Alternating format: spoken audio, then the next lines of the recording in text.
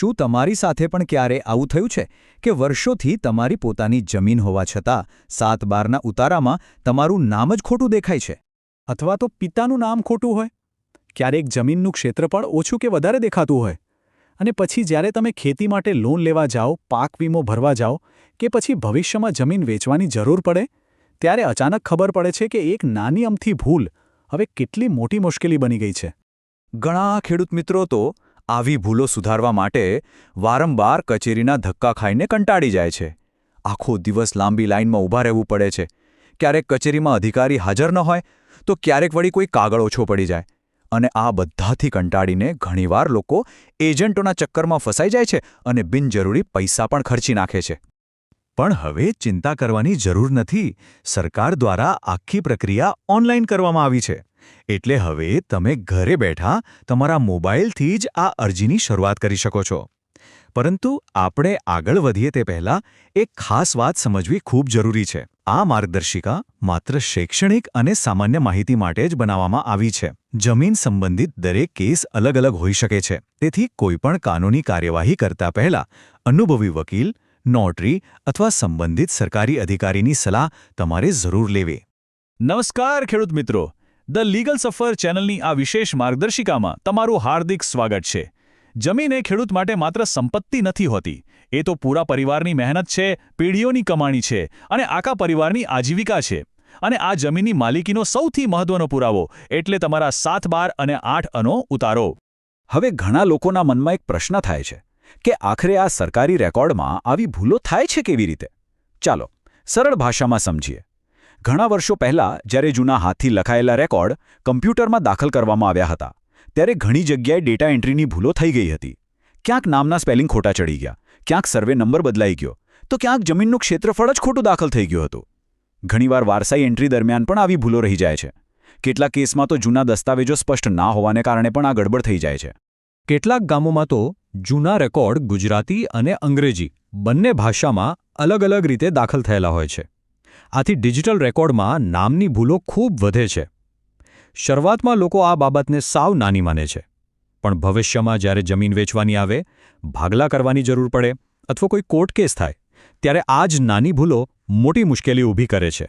ખાસ કરીને જ્યારે બેંકમાં ખેતી લોન માટે જવું પડે, ત્યારે 7/12ના રેકોર્ડની ચકાસણી ખૂબ મહત્વની બને છે. જો નામ, ક્ષેત્રફળ અથવા સત્તા પ્રકારમાં કોઈ પણ ભૂલ હોય તો ઘણીવાર બેંક લોન અટકાવી દે છે.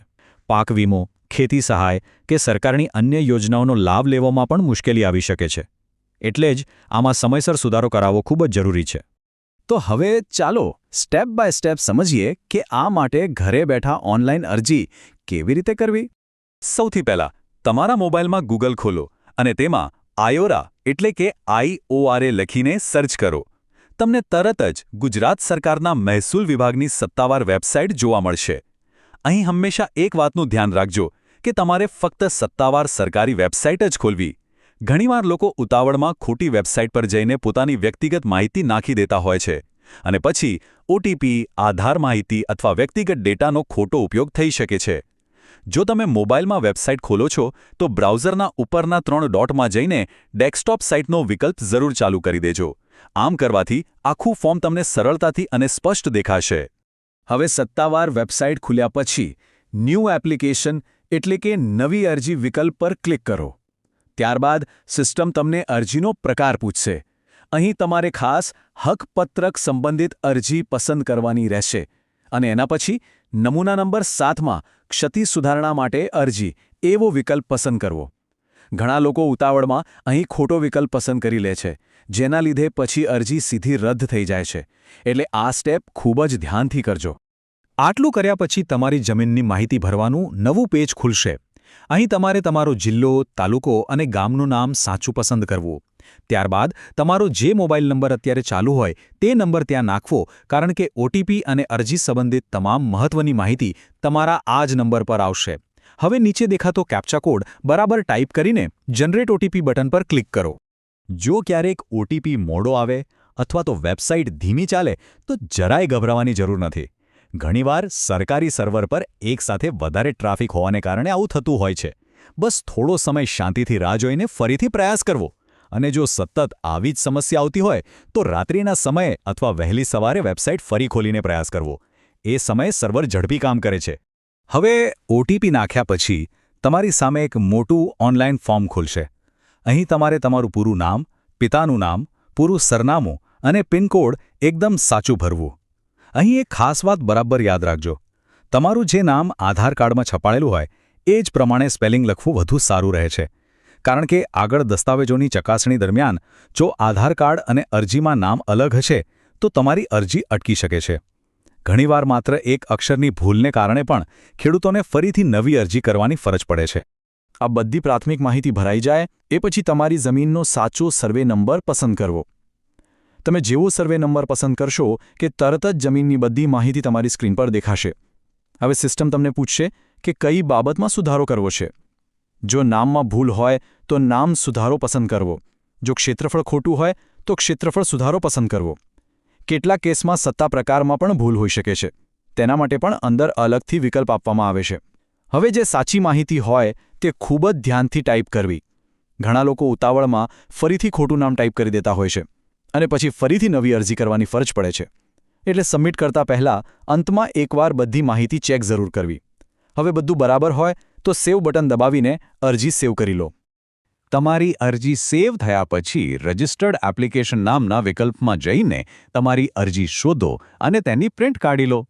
હવે આ કઢાવેલી પ્રિન્ટ પર તમારી સહી કરો. ત્યારબાદ આ સહી કરેલા કાગળનો સ્પષ્ટ ફોટો પાડીને ફરીથી તેને વેબસાઇટ પર અપલોડ કરવો. હવે અહીં એક ખૂબ જ મહત્વની વાત સમજજો. માત્ર ઓનલાઈન અરજી કરવાથી આપણું આખું કામ પૂરું થઈ જતું નથી. સરકાર જમીન સંબંધિત મામલામાં ખૂબ જ કડક ચકાસણી કરે છે, જેથી કરીને કોઈ ગેરકાયદેસર રીતે તમારા રેકોર્ડમાં ફેરફાર ન કરાવી શકે. તેથી આ ઓનલાઈન પ્રક્રિયા પછી હવે તમારે કેટલાક દસ્તાવેજો લઈને રૂબરૂ કચેરીમાં જવું પડશે.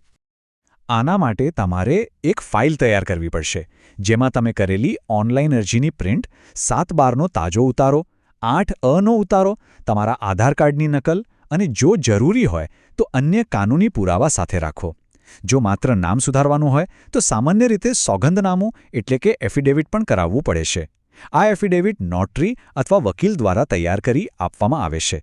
તેમાં સ્પષ્ટ લખવામાં આવે છે કે 7/12માં દેખાતી વ્યક્તિ અને આધાર કાર્ડમાં દેખાતી વ્યક્તિ બંને એક જ છે.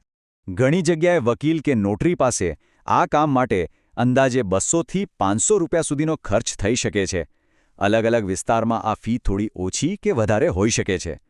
જો તમારી જમીનના ક્ષેત્રફળમાં મોટી ગડબડ હોય તો ક્યારેક જૂના રેકોર્ડ, નકશા અથવા માપણી સંબંધિત દસ્તાવેજો પણ માંગવામાં આવે છે. કેટલાક કેસમાં તલાટી અથવા તો સર્વેયર દ્વારા જમીનની રૂબરૂ સ્થળ તપાસ પણ થઈ શકે છે. અને જો વિવાદિત જમીન હોય તો ક્યારેક પડોશી ખાતેદારોની હાજરી પણ જરૂરી બની શકે છે.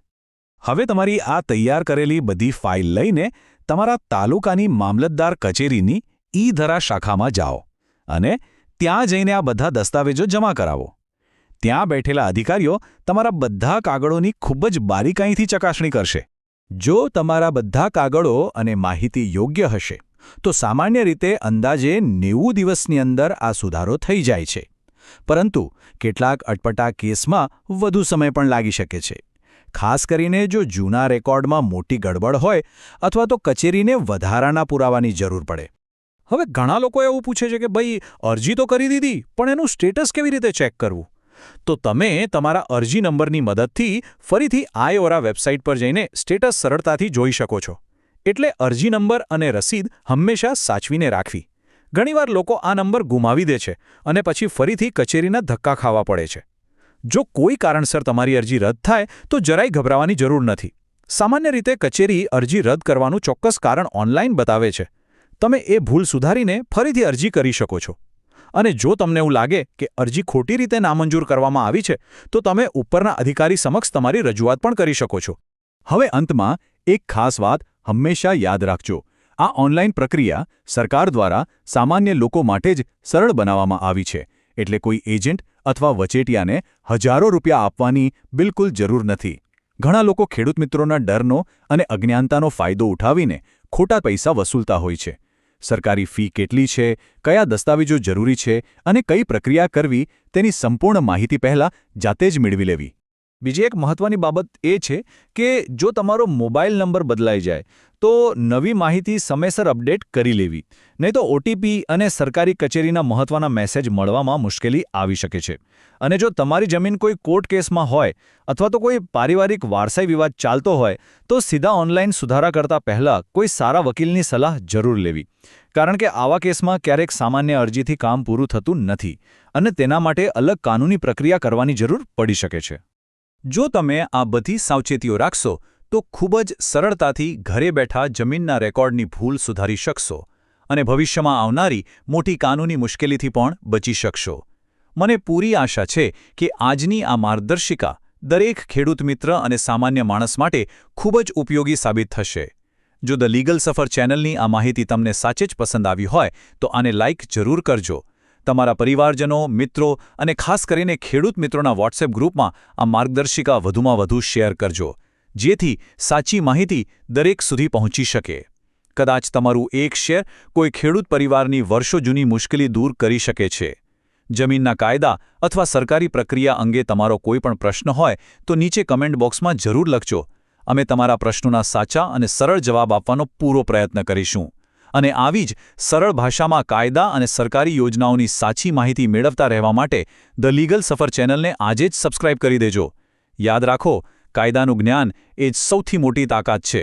જાગૃત રહો, સાવચેત રહો અને તમારા હકો વિશે હંમેશા જાણતા રહો. ફરી મળીશું એક નવા અને ઉપયોગી કાનૂની વિષય સાથે. ત્યાં સુધી માટે ધન્યવાદ.